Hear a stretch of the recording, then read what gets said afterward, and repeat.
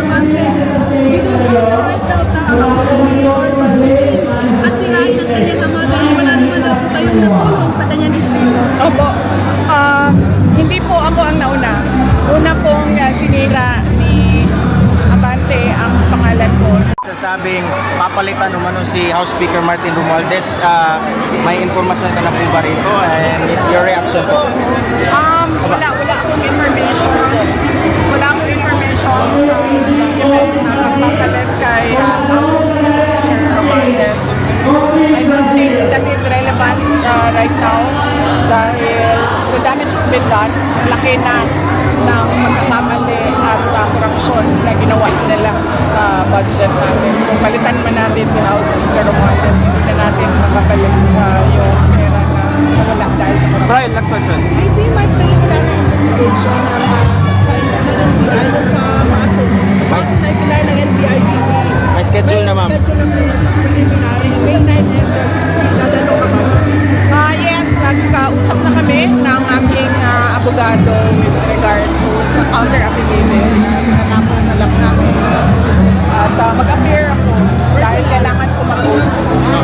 VP, in order na sabi niyo sa amin, anak ni attorney Abante, right daw ang superior at sirain ang kanyang ama dahil wala naman daw po kayong natulong sa kanyang distrito. Opo, hindi po ako ang nauna.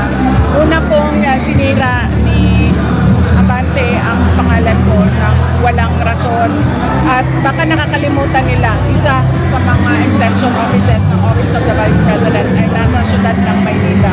Nandoon sa isang barangay hall nila. Ang kinikater nun ay ang buong syudad ng Maynila. Extension office yun ng PAD namin o Public Assistance Desk namin sa Office of the Vice President. Last question. Nasa syudad ng Maynila na tinanggalan nila ng budget. Last question, Brian.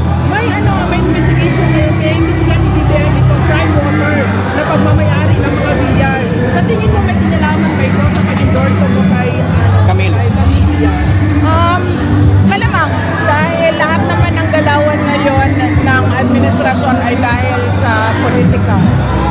So wala na akong nakita na ginawa ng administrasyon na ito para sa kapayapaan at kaunlaran ng ating bayan. Kundi lahat ay pag-atake lang sa politika at sa mga taong hindi nila kaya takutin at hindi nila kaya bilhin. Last question. Ratings mo, after research, trust ratings tumaas, ano masasabi? Unang-una, nagtataka ako dahil tumaas ang ratings ko kahit araw-araw ang paninira sa akin at sa aming pamilya. At nagpapasalamat ako dahil nandyan pa rin ang taong bayan na sumusuporta sa akin, sa aking mga kasamahan at sa aming opisina, ang tanggapan ng pangalawang Pangulo. At yun. Kailan ka babalik sa Taguig? During my birthday, hindi ko lang alam kung ano yung exact dates dahil wala pa kami nagawa na mga pagbili ng this month, yes. Yung schedule mo sa Mindanao, kailan at saan? Bukas after this week. This week. Kasi Mag-announce si Jessie. Jessie na mag-announce. Kasi hindi din niya alam. Kanina lang niya nalaman sa CR. Pumipila kami sa CR. Kanina lang niya nalaman na merong rally ngayon. So, hindi Thank you. kasalanan ni Jay.